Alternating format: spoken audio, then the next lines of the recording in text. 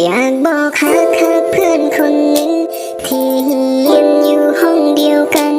อยากบอกให้เขาคนนั้นได้รับรู้ว่ามีเพื่อนคนหนึ่งคิดฮอดคิดถึงเขาอยู่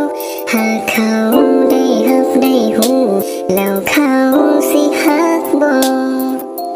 เห็นกันสูมือแต่ติดที่ใจบ่กล้าจะเว้าออกไปก็ยันว่าเจ้าได้ยินแล้วเกิดว่าเจ้าบ่สนใจ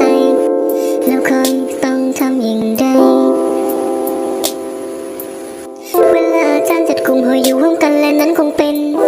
พรหมลิขิตเอาไว้หรือคอยตั้งใจสลับทีเปลี่ยนกับเพื่อนคนหนึ่งที่มันซื่อว่าคำดีโอ้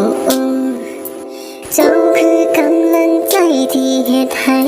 คอยไปเรียนตั้งใจภาคเพียรในทุกวันอยากบอกฮักเพื่อนคนหนึ่งที่เรียนอยู่ห้องเดียวกัน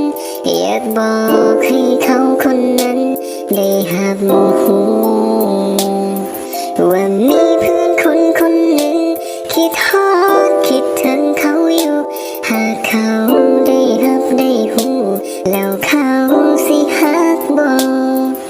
ขอบใจสำหรับใจกายที่โยนมาเหมือนนั้นหากบ่ได้เจ้าเคยคงจะถึงอาจารย์ลงทันมันคงเป็นเนื้อคู่หรือคอยคิดไปเองหันอยากได้เจ้าเป็นแฟนควงแขนจับมือกันมันคงมีความสุขถ้าหากได้เจ้ามาเป็นแฟนเฮียนอยู่ห้องเดียวกันคอยฮับห้องวันเดียวนั้นหากของเราสองคนจะยิ่งใหญ่เท่าแดนควันคนในห้องอิจฉาที่เราสองคนได้เป็นแฟนอยากบอกฮักเพื่อนคนหนึ่งที่เรียนอยู่ห้องเดียวกันอยากบอกให้เขาคนนั้นได้รับรู้ว่ามีเพื่อนคนหนึ่งคิดฮอดคิดถึงเขาอยู่หากเขาได้รับได้หูแล้วเขาสิฮักบอกอยากบอกฮั